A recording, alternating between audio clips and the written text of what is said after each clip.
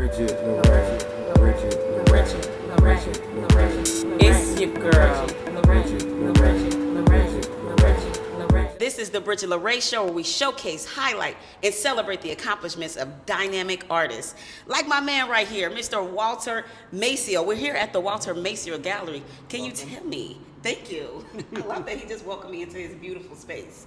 Tell me, how did you get started with this beautiful gallery? Well, this gallery is about 18 years in the making. I started my career in 1992 in San Francisco. I grew up in Northern California and went to Berkeley and started working in galleries up there for a few years. And then it led to another job, which led to me becoming a director of a gallery. And then in 2005, I made the move to LA to open my own space. And part of what's on the walls right now is a group show of 18 of our artists. So here we are. Okay, so are you an artist yourself? Is that what inspired you to want to even open up an art show? I studied art and I made art for a very brief period in my past, and I left it all behind with no regrets. So now I just represent artists and have for many years. I love that. So you are pretty much, you're the catalyst for artists. Absolutely. To showcase their talent. Yes, but I do like to interject that because I was a practicing artist and I was a painter at one time, I have that perspective of making art, which when you're looking at artists' work in their studio, you can understand the dynamics involved with, getting up close to something and stepping back and all those things in between. So that experience has really helped me just in terms of understanding a lot of how art is made. I love that. Yeah. So what, if you could define art, how would you define art? Oy vey.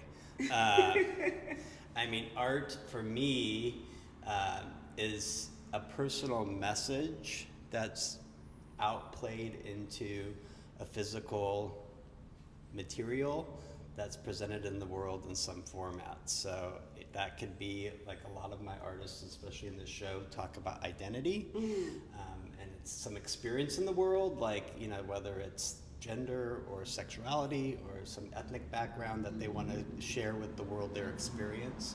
That gets outlaid oftentimes in figurative artwork. And then there's the other side of it with artists who work in materials and they make work that's really material based or process based, and there's a whole sequence of how the artwork is made, and I'm very interested in that too. Oh, I love that. Speaking of your amazing dynamic artists and their work here, how about we take a look around and see the identity of these artists here? Yeah, so, well, this is a nice artist to start with here. This is the work of Leslie Sarr. She's a well-known artist in Los Angeles. Leslie's part of the Sarr family. Her mother's Betty Sarr, her sister's Allison Sarr. Nice. And a lot of Leslie's work, like I mentioned, is about her identity. Leslie's mixed race, and she looks a lot like her father, who was white, and a lot of her work is responding to being, identifying as a black woman, but having a lot of white privilege, and a lot of her work is about issues of mixed race people, hair texture, eye color, and she always sets it in this earlier time frame. So this is kind of like a Victorian time frame. This particular body of work is influenced by a French poem. The writer is Antonin Artaud, and it's a poem called Black Garden. Oh, I love that. I can see everything that you pictured here, that you described. I love that, she got the texture of hair on her head, and we got two different hair colors. The hair here coming in the bottom. Yes. And she makes the fabrics, and all of her paintings are done on fabric. Okay. Even her more traditionally framed, smaller works are done on fabric, and then they're framed out. But it's all very hand built. So, the background, the banner is made by hand, so you can see things are sewn together. There's the little turtles and the brooch and, all sorts of little, emblems that further accentuate the subject of the painting. Yes, shout out to Leslie. Great job, girl. Love your work. And then we have an artist like this who's also LA based, named Carolyn Castaño. Carolyn is Colombian American, and her parents immigrated from an area in Colombia near Cali, and it's a very rainforest area. It's got one of the largest bird watching species there. People travel there to bird watch. It's got a lot of different bird species. Nice. And so this particular body of work she called Future Ruana. The Ruana is a poncho that's worn in the Andes section of South America primarily, and of course up through Mexico and Central America. And it's this utilitarian kind of piece of clothing that's used for warmth, but it could also be used for comfort, for bedding. And she's thinking about the ruana in terms of the shape of the neck, which is often just a V. It's usually just two pieces of fabric that are stitched together, so very simple. And even the woven patterns emulating kind of the woven texture of a traditional ruana. And then she's incorporating all this collage information based on her Colombian heritage, the foliage, the birds. And there's she does a lot of work with kitchen materials like flocking, sequins, glitter, the gold foils. So there's a lot of texture. It's a lot of texture that like this really does something for my eyes. Yeah. And for what I think I diagnosed myself with ADHD. Like I'm like this really does something great for me. A lot going on. A lot going on, and it's good to hear something about Colombia other than Cartagena. Yeah. That's all I hear about. So it's good to hear. And now Colombia is certainly a big destination in the world. I mean, I think a lot of people feel safe to travel there. Yes. And back in the 90s and early aughts, that might not have been the case because of the cartel situation. Exactly. So, it's a beautiful country. Yeah, and beautiful paintings. Another artist who is a beloved artist, and unfortunately, this is the work of Hung Lu. She passed away in 2021 of pancreatic cancer, so we lost her fairly recently. And Hung was a dear friend of mine, and Hung was Chinese-born. Came to the U.S. at 36 in 1984, having waited several years for her visa. And she came as a grad student at UC San Diego. And there she met her husband and went on to develop her career in mostly the Bay Area, where she taught at Mills College for years. A lot of her work was about historical images from China, and then in the last 6 years of her life, she switched over to the American subjects, which you're seeing here, and these are taken from the photographs of the famous photographer Dorothea Lange. So it's migrant. This is a migrant mother and child, and it's an image of them at a migrant camp. Yes, this is. I felt this real heavy on my heart. Yeah. It's just like the mother. She's risking it all for her baby. For what I got from this is like, listen, we have nothing, but I'm going to make sure my child eats. Exactly. And then, the Just baby. the love of a mother. The love of the mother. And these are 2 separate paintings. This, by the way, just to mention, this show is our summer group show. It's called Pump Up the Volume. It's celebrating larger works by our artists. It has 18 of our gallery artists in the show. So we kind of made this into a diptych for the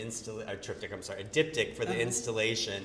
These are 2 separate paintings taken from 2 different photographs of Dorothea Lange, but they're obviously the same sitting with the same mother and child. Yes. And it's a nice kind of comparison of time.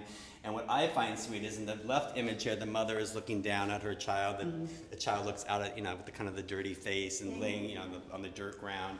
And then here the child is eating something off the ground, and the mother's looking out, kind of pondering her life and like her existence and her, maybe experience of being a young mother. Yeah, I definitely got all of that. Like life is heavy, but you know what? She's sitting there, she's figuring it out. Yeah. Like a great mom does. Yep. Right? Yep. One figure it out. Yep. So it's another one. Yeah. All of these paintings are dynamic. Move But on. let me take you. Let me take you to the one. Yes, this is one of my favorite ones. Yeah. Follow us. This is my favorite one over here. Yeah. Man, I spent so much time with this here painting, and this is so dynamic to me. Like, it's just a burst of the city. It's a burst of color and flavor and destruction and love and tell me about this painting.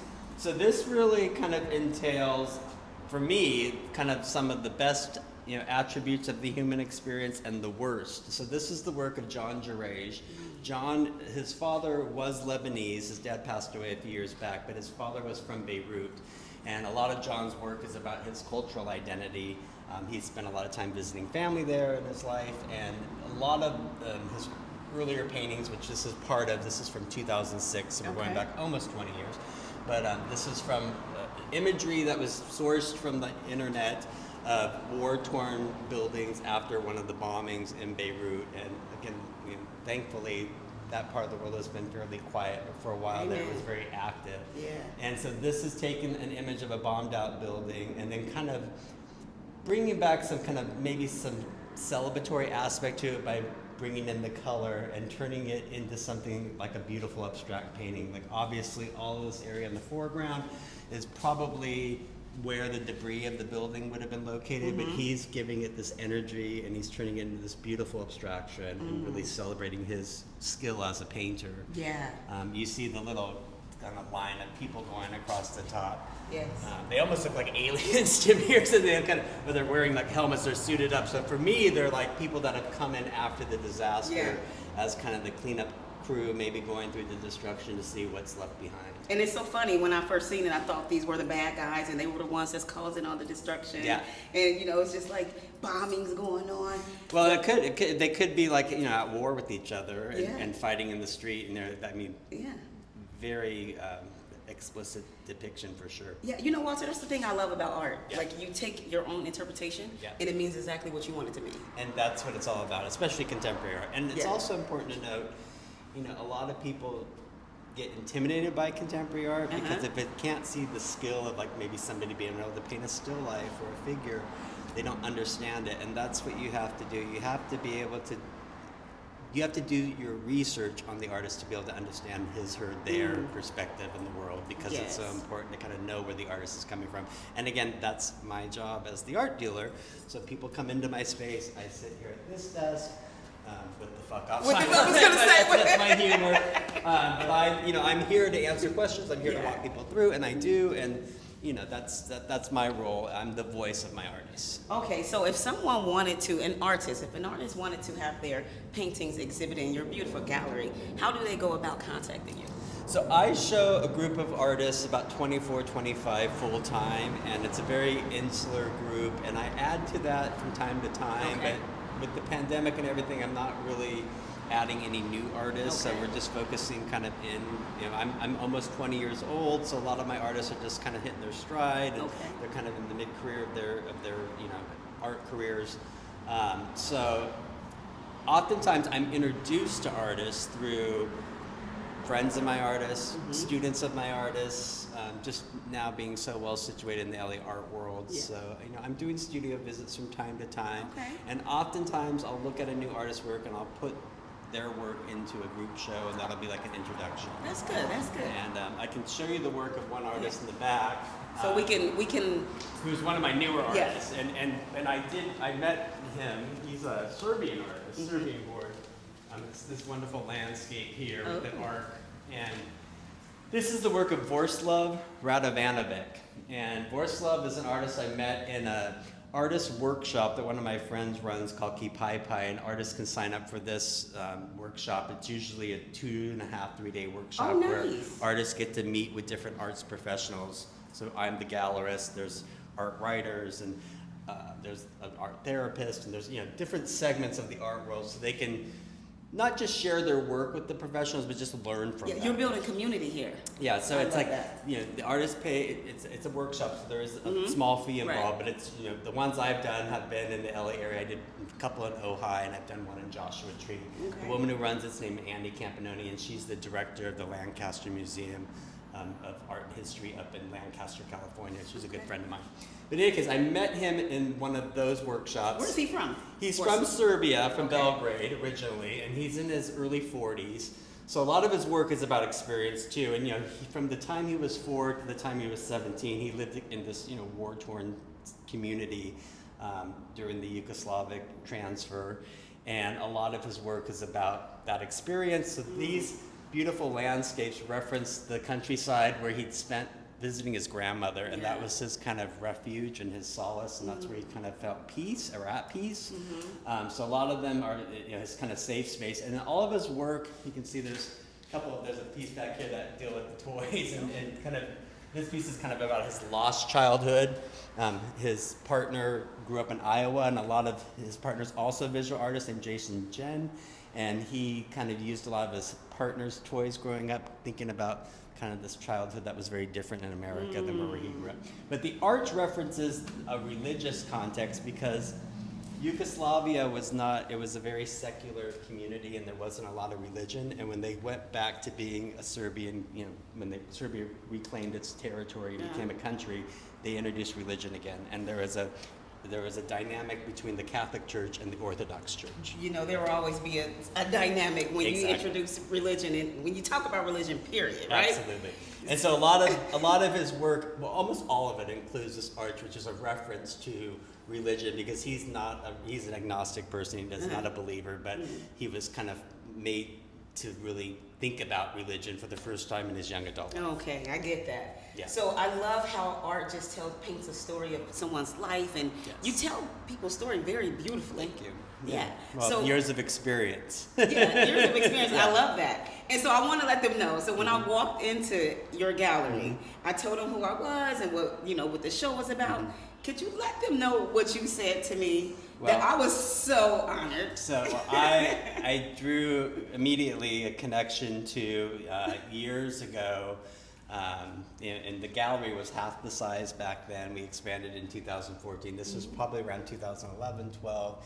Issa Rae, who had a webisode called I think it was The Misadventures of an Awkward Black Yes. Woman. Am I getting all that right? Awkward Black Girl. Black Girl. Yeah. And she celebrated the end of season 1 with a closing party at my gallery. She rented the space, so we had a really fun night, and I got to meet her, and it was just a great memory. And she really kind of started to blow up after that. It was just kind of fun to watch her career. Yeah, to so learn more about her. I told Walter, I was like, oh, I love that you thought of Issa after me introducing Yeah, myself. yeah. And I said, maybe Walter Maciel Gallery is the portal where artists come and blow up after coming here. Yeah. So listen, come to the gallery, check it out. Who knows what's gonna happen for you like it did with Issa, right? Yeah, exactly. So if you could give the artists any type of advice, following their dreams, how important it is to go after what they want, because you came to LA and look what you're doing now. Yep. What type of advice would you give them? I mean, I would say stay true to your trade. I mean, being an artist is a very lonely career. You're in your studio dealing with things by yourself. I mean, that's partly why I quit making artwork. I mean, I get to be social, and I get to be, in collectors' homes, and I get to work with interesting curators. And it's a very social job, and being an artist is you're in solitude in your studio most of the time, and it can be a little depressing. And there are moments in your career that are high points, and then there's a lot of other. And during that other, you just got to kind of keep creating, stay true to yourself, and keep the creative juices flowing. Keep creating. Even in your times of isolation, keep creating. You heard it here from Walter, a very successful man here today. Thank you so much for being on the Bridgett LaRé Thank you show. for having me. You're welcome. I love your energy. I love it. I'll definitely be back. Great. So listen, if you want to be on the Bridgett LaRé show, or you know anybody, any artists, hit me up. Let's get you on the show like Walter here, okay? And remember, follow your dreams. Don't let anything or anyone deter you from it. Because listen, Issa did it. I can do it. You can do it. Let's go. Deuces. Bridgett LaRé. Bridgett LaRé. Bridgett LaRé.